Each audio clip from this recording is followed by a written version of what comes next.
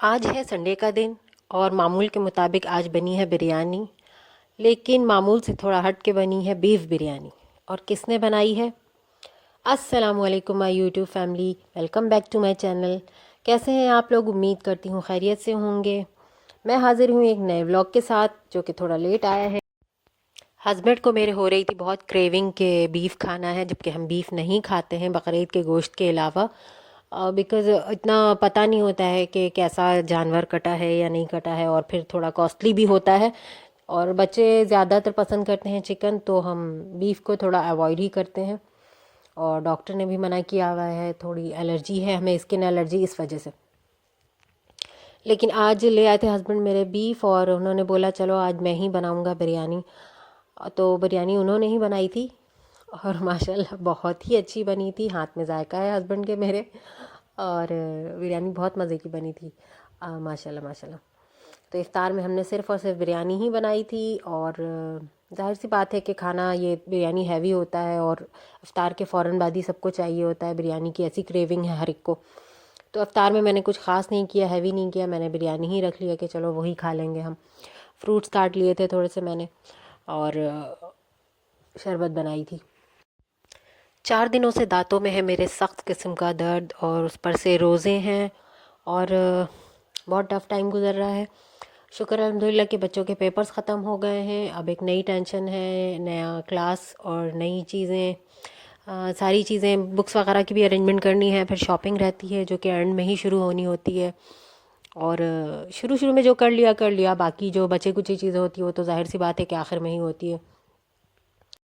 मेरे हस्बैंड के और बेटे के सूट सिलकर आ गए हैं। दिखाया था मैंने आप लोगों को कि मैं सूट लेकर आई थी, दोनों के एक जैसे। तो इनके सूट सिलकर आ गए हैं। हरीम की भी तैयारी हो गई है, बेटियों की भी मैंने जो सिलने वाली ड्रेसेस थी सिल ली हैं, और एक बाकी मैंने रेडीमेड एक एक ले लिया है।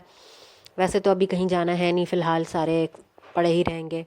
और दूसरी बात कि हरीम ने इस बार खुसे लेने की फरमाइश की है, वरना तो वो हमेशा सैंडल के लिए ज़िद करती थी। लेकिन सैंडल की उसकी क्रेविंग ख़त्म हो गई है, खूब पहना उसने सैंडल, और समझ आ गया कि सैंडल पहन के इतना इजीली वॉक नहीं कर सकते, तो उसकी अकल ठिकाने आ गई है। तो इस बार उसने बोला है कि मैं खुसे लूँगी, और एक नहीं दो दो लूँगी। तो देखते हैं फिर जब मार्केट जाके क्या करती है वो। पिछली बार भी, पिछले से पिछले साल मैंने इसके लिए खुसे लिए थे, लेकिन बच्ची ने मेरी एक बार ही पहना था और उतार के रखा, तो मैंने शॉपर में बांध दिया कि गंदी ना हो जाए। ब्लैक कलर की थी उस पर, और बहुत अच्छी सी जरदोज़ी का काम किया हुआ था। तो मैंने उसको शॉपर में पैक कर दिया, और पता नहीं कैसे वो रूम वाले डस्टबिन में गलती से रखा गया, और सुबह के टाइम जब कचरे वाला आया तो हमने उठा के दे दिया। अरे मुझे इतना अफसोस हुआ यार, इतनी प्यारी सी थी, एक बार ही पहनी थी उसने और वो चली गई।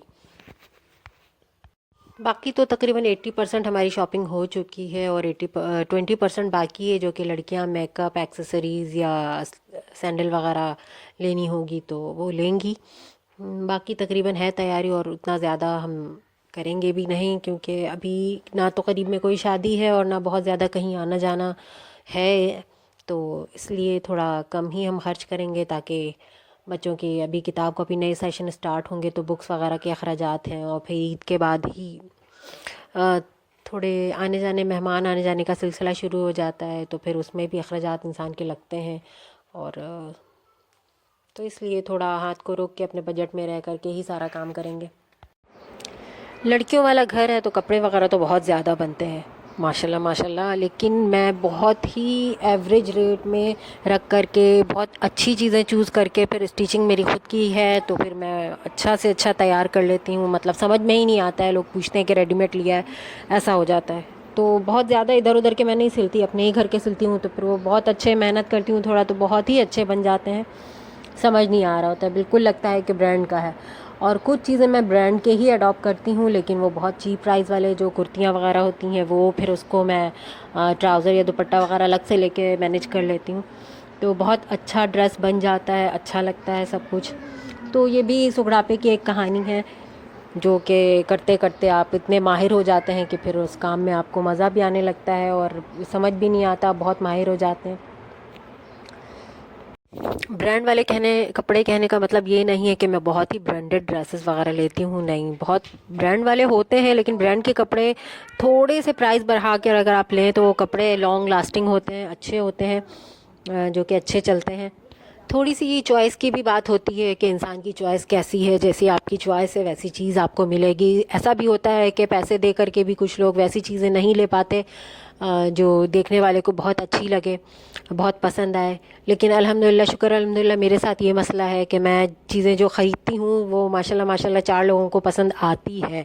और सम टाइम ऐसा भी हुआ है कि मैंने किसी और को बोला है कि ये ले लो, और उसने नहीं ली है, और फिर वो मैंने ले ली है। उसके बाद जब वो सिलने के बाद तैयार होकर पहना गया है तो फिर वो देखने वाले को बहुत अट्रैक्ट किया है। फिर वो पछतावा होता है कि यार ये हमने क्यों नहीं ले लिया।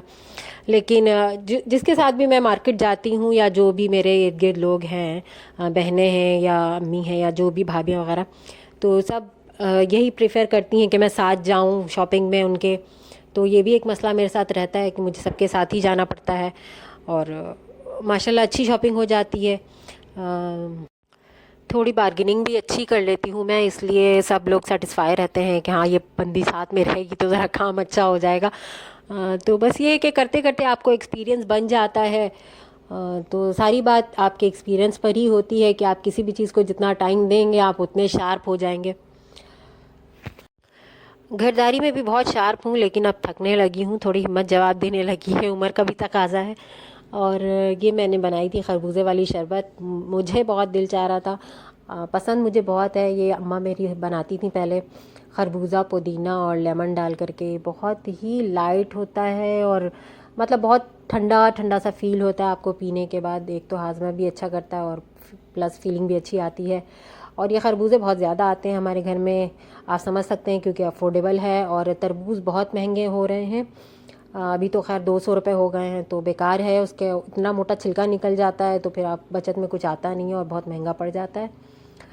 तो बस ये थी हमारी अफ्तारी, और व्लॉग यहीं एंड हो रहा है हमारा। फिर मिलेंगे आपसे नेक्स्ट व्लॉग में। दुआओं में याद रखिए, और please please like share and subscribe कीजिए ताकि आपकी बहन कामयाब हो सके इंशाल्लाह।